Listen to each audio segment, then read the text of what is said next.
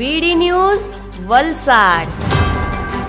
ધરમપુર અક્ષરધામ કોમ્પ્લેક્સની પાછળ છેલ્લા 1 મહિનાથી ગટર લાઇન બ્લોકેજ થતાં ગટરનું પાણી બહાર નીકળી આવ્યું છે, જેના કારણે ના કે એક બિલ્ડિંગ પરંતુ 2 થી 3 બિલ્ડિંગને આ દૂષિત પાણીનો સામનો કરવો પડી રહ્યો છે.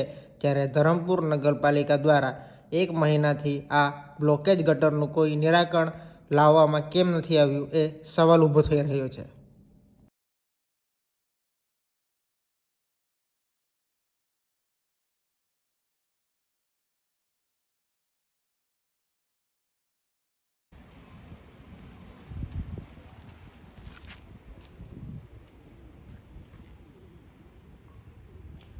કાકા કેટલા દિવસથી આ ગટર લાઈનની સમસ્યા છે? એટલે પેલા બિલ્ડિંગમાં પેલી બહાર જતું હતું, બરાબર? હા હે હા એટલે તે લોકોએ બંધ કર્યું. હા તો આ મહિનો થઈ ગયો.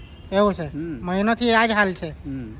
તો આનો પ્રોબ્લેમ શું છે? આ બિલ્ડિંગને ખારકો જ ઉભરાતો છે કે પછી ગટર લાઈન બ્લોકેજ છે કે શું? છે ને પેલું નગરપાલિકાની ગટર લાઈન ખરી ને, હા હા ત્યાંથી આ પાણી પાછળ થતું નહીં, બંધ થઈ ગયેલું. એટલે ગટર લાઈન જે નગરપાલિકાની ગટર લાઈન છે બ્લોકેજ થવાના કારણે અહીંયા ખારકો ઉભરાઈ ગયો. એના લીધે હવે નગરપાલિકામાં કંઈ જાણ કરી તમે? જાણ તો કરેલી, સાહેબ લોકોએ કરેલી. હા જાણ કરી, પણ છતાંય કોઈ આવ્યો નથી આનો નિરાકરણ માટે. નિરાકરણ નહીં આવ્યો. કંઈ ટેન્કર કેવા આવે? ટેન્કર તો આવેલા. ટેન્કર આવીને ખાલી ભરીને જયા કરે, હા, બીજું કોઈ નિરાકરણ થયું નથી.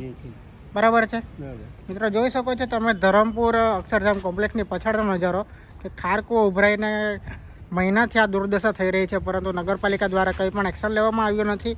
ખાલી ટેન્કર આવે અને ટેન્કર ભરાઈને જતું રહે છે, પરંતુ એનું સંપૂર્ણ સોલ્યુશન કંઈ પણ થયું નથી.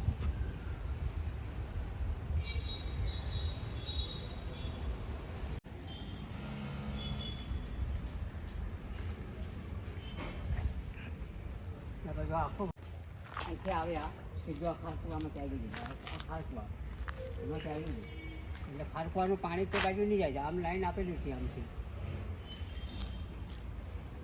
અને અંદરથી આવતો હોય.